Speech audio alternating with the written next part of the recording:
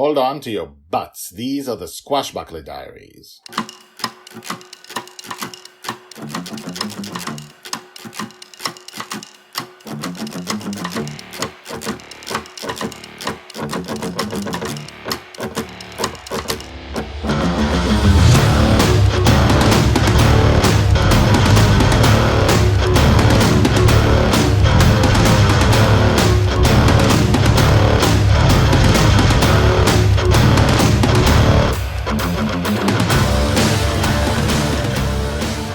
Welcome back. My name is Guy Hasson, and you are listening to the Squashbuckler Diaries, the podcast about Joy Shelley, the girl who lives in dreams, and she lives in her father's dreams right now. This is her childhood.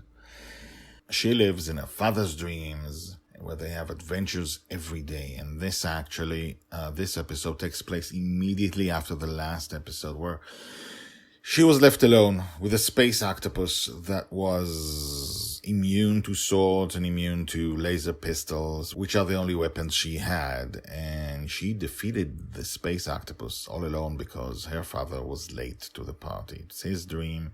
He always comes in to save the day, but dreams are sometimes out of our control, and sometimes they make you come late. Sometimes they make you get there late. They don't take the path that you expect them to. And we never pay the price for it because it's our dream and nothing happens to us. But when you raise a real girl inside your dream, that is a problem. So she killed the space octopus, but she paid a heavy price for it, and she's in shock. And we don't know exactly how she did it and what it took out of her to do it. And now he takes her back home, back to the flying pirate ship called Bonny's Revenge. And this story, as always, is told by the Red Dragon, who is also not from Justin's dreams. She's not from the same place Joy is. The Red, as we know, if you listen to episode 0 of the podcast, Red was born hundreds of years ago, and she was born into slavery. She was born not in Justin's dream, since he wasn't born then, and dragons are a whole different thing in the dream, and we touched upon it, and we'll touch upon it more. But the point is that Red does know she is in the dream. She does know why Justin wakes up. She does know a few things about Joy and what waits for her outside her father's dreams. She likes to call Joy Dragon Little because she loves her so much she wishes she was her mother, which she isn't, of course. And then she calls Justin Dragon Father because he's Dragon Little's father. So let's see what happened in episode 100.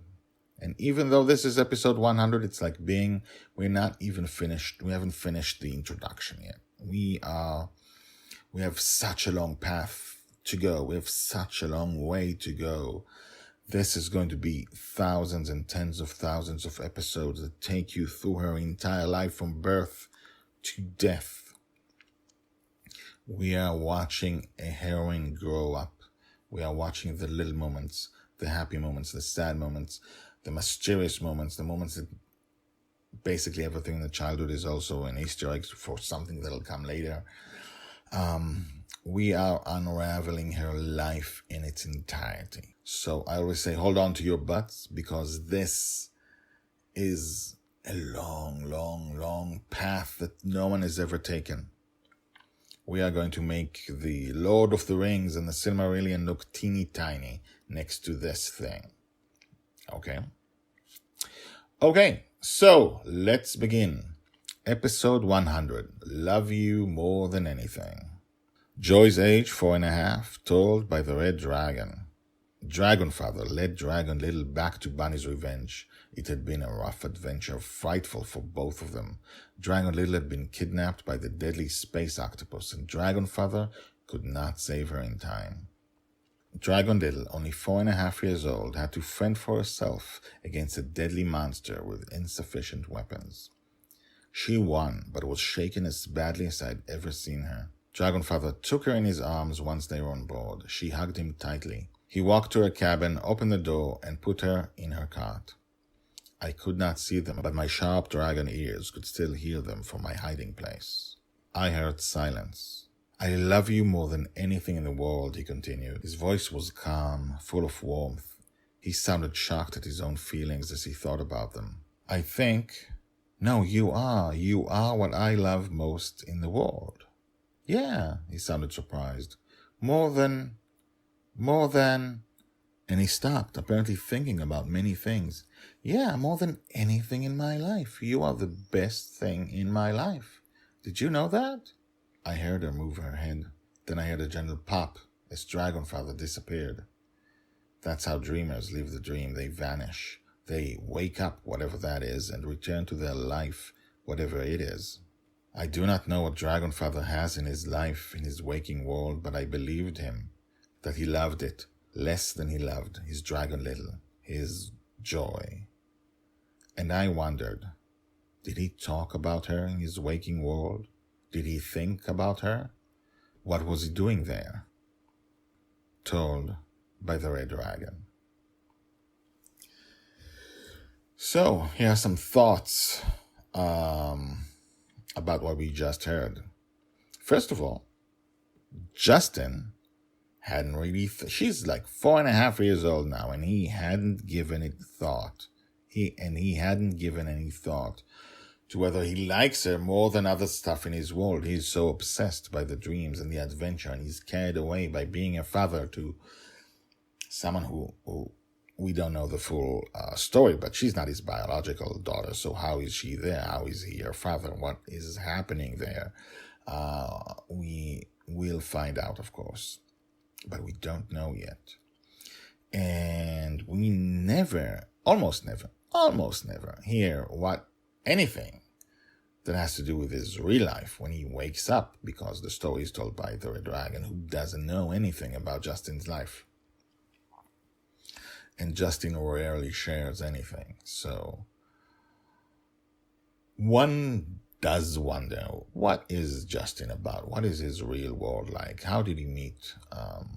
How is it that he has joy for a daughter? And how is she there is the question we should always ask ourselves. So, questions. Join us next time as Mary returns in Joy vs. Mary. And now, the credits. The Squashbuckler Diaries are written and read by me, Guy Hasson. All the tags mentioned in this story are searchable at the website. You can find all the stories there in written form and, in fact, 150 Squashbuckler Diaries more. The Squashbuckler Diaries is the diary of Joy Shelley, the girl who lives in dreams. She'll be called the Forgotten Girl by her father. She'll be a true heroine. She'll change the world. This project shows her entire life from birth to death. Check out the website at guyhasson.com. That's GUYHASSON.com. I've been an author and a playwright for more than 30 years, and this is the first time I've used the guyhasson.com website, because The Girl in the Dream is my life project. If you have questions, if you want to comment, please do. You can comment at the website or email me at guyhasson@gmail.com. That's GUYHASSON, GUYHASSON @gmail.com. The theme music is called Brass Gentleman and is created by Thomas Howardek. My name is Guy Hasson, and this is my life project. Come back tomorrow, and tomorrow, and tomorrow, for more.